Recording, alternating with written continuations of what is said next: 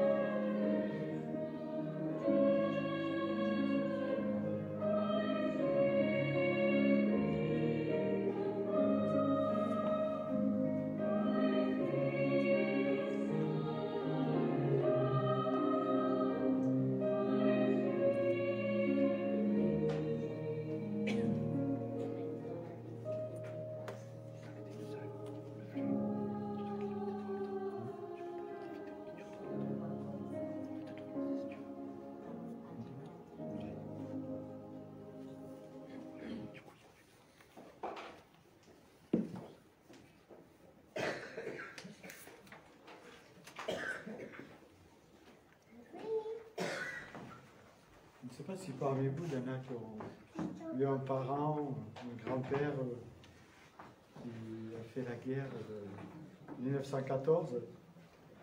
Mais moi, je me souviens comme si c'était hier, de ces histoires que me racontait mon grand-père pendant la guerre de 14 dans les tranchées, tout ce qu'il a vu, tout ce qu'il a enduré, et aussi tout ce qu'il a pu recevoir dans cette période. Et justement, j'aimerais partager avec vous ce que peut se passer, même quand on est en temps de guerre, il peut se passer des choses extraordinaires dans des moments donnés, dans un moment où tout semble nous échapper. Je reprendrai cette parole de Jésus qui dit « Souviens-toi de moi quand tu viendras dans ton règne ». Jésus lui dit « Je te le dis en vérité, aujourd'hui tu seras avec moi dans le paradis ». Pierre, c'est une prière qui va être lue par Louis, qui a été retrouvée dans la poche de la veste d'un soldat, Alexander Zasepa, composé quelques instants dans la bataille au cours de laquelle il perdit la vie. Et je vais inviter Louis à lire cette lettre.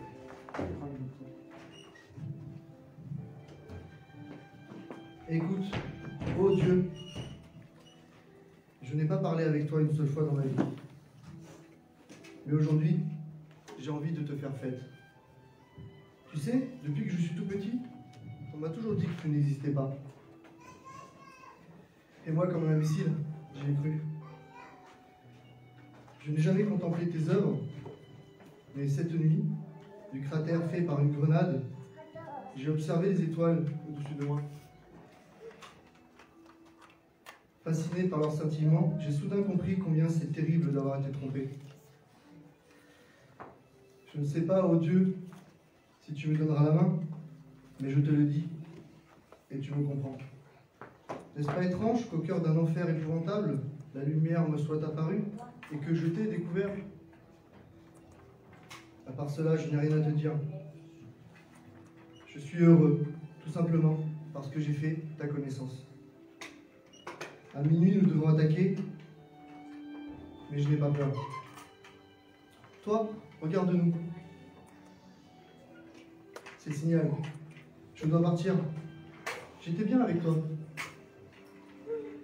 Je voudrais encore te dire, et tu le sais, que la bataille sera dure. Il est possible que cette nuit même, je vienne frapper à ta porte. Et même si jusqu'à présent, je n'ai pas été ton ami, quand je viendrai, tu me laisseras entrer? Mais que se passe-t-il? Je pleure? Mon Dieu, tu vois ce qui m'est arrivé? Je ne commence que maintenant à voir clair. À bientôt, mon Dieu. Je pars. Et j'aurai du mal à revenir. Comme c'est étrange. Maintenant, la mort ne me fait pas peur.